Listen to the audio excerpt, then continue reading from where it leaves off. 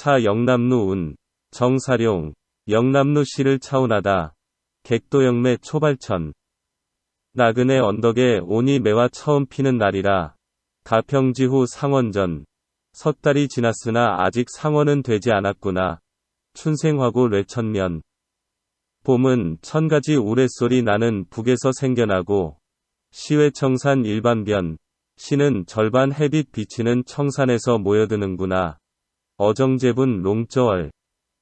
고기잡이 배는 강가를 두른 달빛을 나누어 싣고, 관양다파 멱파연. 관아의 양은 언덕을 뒤덮은 안개를 밟아 부순다. 형영심장 능천광. 몸은 쇠약하나 건강한 마음은 맑은 하늘로 올라. 구사건꼰 입취연. 하늘과 땅을 몰아 술 취한 이 자리로 들게 하는구나. 감상 1-5세주 수련을 보자. 객도영매 초발천. 나그네가 언덕에 오니 매화 처음 피는 날이라. 가평지후 상원전. 섣달이 지났으나 아직 상원은 되지 않았구나. 산문적 의미는 내가 나그네 처지로 언덕에 올랐다. 이날 언덕에서는 처음으로 매화가 피었다.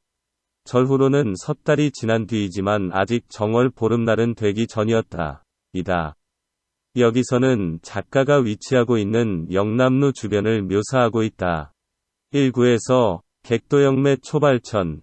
나그네가 언덕에 오니 매화 처음 피는 날이라. 영남루라는 장소적 배경을 제시하고 있다. 작가는 나그네 처지에서 영남루를 갔다. 무슨 일로 집을 떠났으며 왜 영남루에 왔는지는 알 수 없다. 즐기기 위한 것일까? 외로움과 괴로움을 달래고 싶어서일까는 알 수 없다. 그리고 영남루에 갔을 때는 꽃이 처음 피었다는 사실에서 그날은 화창한 날씨였다고 짐작할 수 있다. 작가가 처한 시점에 아주 짧은 순간의 날씨 상황을 묘사하고 있다. 2구에서 가평지후 상원전. 섣달이 지났으나 아직 상원은 되지 않았구나. 좀 더 넓은 시간적 배경으로서의 그때의 절우는 섣달은 지났지만 상원은 되기 전이라고 밝히고 있다. 정월 보름은 우리 민족에게 모두가 기다리는 명절 개념으로 받아들여졌다. 예로부터 정월 열나흔날 저녁에 장수를 빌어 오곡밥이나 약식을 지어 먹고 아침에는 귀발기술을 마시며 새벽에는 일을 튼튼히 한다는 의미로 부럼을 까서 먹는 풍습이 있었다. 이것은 결국 무병복락의 일년을 기원한다는 의미를 가지고 있는 것이다. 상원은 초봄의 명절로서 될 수 있으면 가족과 같이 하는 것이다. 작가는 지금 객지에 있다. 그러나 아직 상원이 되지는 않았다는 말에서 작가는 아직도 상원 전에 집으로 돌아가고 싶은 생각과 집에 갈 수도 있다는 희망을 가진 것 같다. 함년과 경년을 보자. 춘생화고 뇌천면. 춘생화고 뇌천면. 봄은 천가지 우레소리 나는 북에서 생겨나고 시외청산 일반변. 시는 절반 햇빛 비치는 청산에서 모여드는구나. 어정제분 롱저얼. 고기잡이 배는 강가를 두른 달빛을 나누어 싣고 관양다파 멱파연. 관아의 양은 언덕을 뒤덮은 안개를 밟아 부순다. 산문적 의미는 봄은 화려한 북에서 생겨나는데 그 우울에는 천가지로 소리친다. 시는 푸른 산에서 모여드는데 그 산에는 지금 햇빛이 반쯤 비치고 있다. 고기잡이 배는 강가를 둘러싼 달빛을 반쯤 나누어 싣고 온다. 관아의 양들은 언덕을 뒤덮은 안개를 밟아 부수고 있다. 이다. 여기서는 영남루에서 본 주변 경치를 경물과 작가 감정을 융화시켜 묘사하고 있다. 3구에서 시외청산 일반변. 시는 절반 햇빛 비치는 청산에서 모여드는구나. 작가는 봄은 북에서, 즉 북소리에서 생긴다고 했다. 그런데 그 북소리는 천가닥 우레소리처럼 요란하다. 이는 봄의 시작을 소리로 표현한 독특한 작가의 시적 감각이다. 봄에 대한 우리의 일상적이고 보편적인 표현은 시각적이다. 우리는 봄에는 파릇파릇한 새싹과 울긋불긋한 꽃을 떠올린다. 그러나 작가는 봄 기운의 약동을 자신의 마음에서 심장의 고동으로 느끼고 이를 북소리로 구체화시킨 것이다. 그는 다시 이 북소리를 천가지 양상의 서로 다른 소리라고 그 의미를 심화시키고 있다. 이 천가지의 북소리에는 작가가 느끼는 모든 봄의 소리가 다 포함되어 있다. 온갖 벌레가 긴 겨울잠에서 깨어나는 소리, 맑은 물소리, 초목이 움트는 소리, 새소리, 봄바람 소리 등의 온갖 소리를 한꺼번에 표현한 것이 뇌천면이다. 즉 천가지 우레소리다. 우레소리는 순간에 막을 수도 없이 한꺼번에 울리는 소리다. 작가에게 봄은 그렇게도 화려하게 우레소리처럼 우르르 몰려왔던 것이다. 4구에서 어정제불롱저월 고기잡이 배는 강가를 두른 달빛을 나누어 싣고 작가는 시는 청산에서 생긴다고 했다. 그런데 청산에는 해가 그 절반을 화사하게 비추고 있다. 절반의 햇빛을 받는 부분과 햇빛을 받지 못하는 부분이 강한 대조를 이루고 있다. 햇빛 받지 못한 그늘진 언덕은 춥고 어두웠던 지난 겨울에 타양을 떠도는 우울한 작가의 처지에 대응된다. 햇빛 비친 밝은 부분은 아직 정월 보름은 되지 않았지만 화창한 날씨에 영남로에 올라 정월 보름과 따뜻한 봄날을 기대하는 작가의 마음에 대응된다.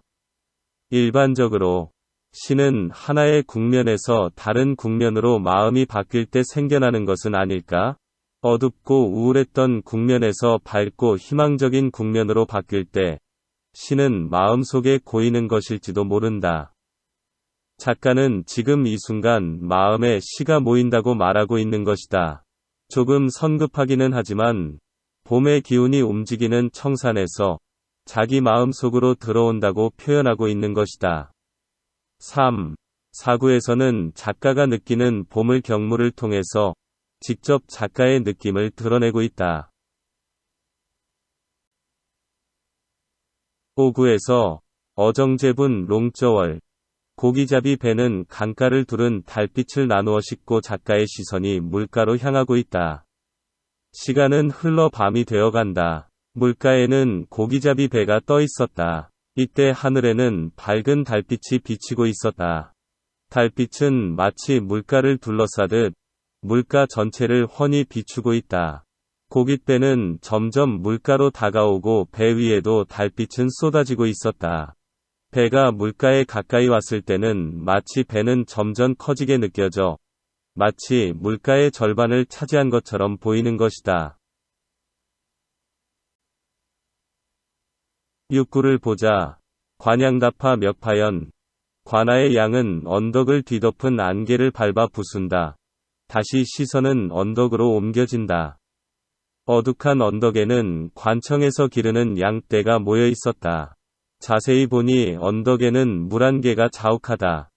양은 그 물안개 속을 걸어 내려온다. 그 모습이 마치 자욱한 안개가 불편하고 불쾌하기나 한 듯이 짓밟으며 걸어 내려온다는 것이다. 5구에서 달빛은 은빛처럼 귀하게 여겨져 어부가 배에 싣고 오는 듯이 느껴진다. 그러나 언덕의 물안개는 불편하고 천하게 여겨져 관청의 양들이 짓밟고 내려온다고 표현하고 있는 것이다. 미련을 보자. 형영심장 능청광. 몸은 쇠약하나 건강한 마음은 맑은 하늘로 올라 구사건꼰 입취연. 하늘과 땅을 몰아 술 취한 이 자리로 들게 하는구나. 먼저 산문적 의미는 나의 몸은 비록 야위고 병들어 허약하나 마음만은 강하여 맑고 너른 하늘을 마음껏 능멸하고 있다. 그 높은 하늘로 올라간 내 마음은 눈에 보이는 하늘과 땅에 있는 온갖 경물들을 내취한 술자리로 몰아들인다이다.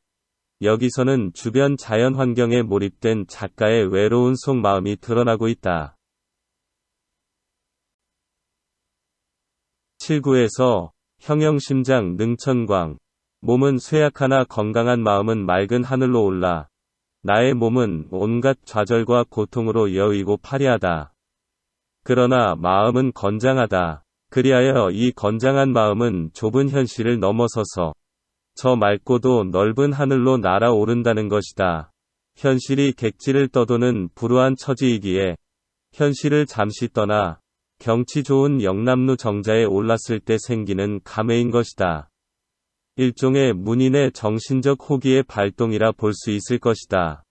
8구에서 구사건꼰 입취연. 하늘과 땅을 몰아 술 취한 이 자리로 들게 하는구나. 이러한 호기가 온 하늘과 땅을 다 돌아다니며 그것들을 모두 지금의 이 술자리로 불러들인다는 것이다. 객지에서 나그네는 아주 오랜만에 술자리를 갖는 것이다. 오늘의 이 짧은 술자리에 그 자연물들은 작가의 친구가 될 수 있는 것이다. 객지라 아예 한 사람의 친구도 없이 독백을 하고 있는지도 모른다. 지금 작가는 그만큼 외로운지 처지인지도 모른다. 결국 이 시는 영남로의 술자리에서 주변의 아름다운 자연환경에서 객지에서의 작가의 외로움을 마음의 호기로 씻어버림을 드러내고 있는 것이다.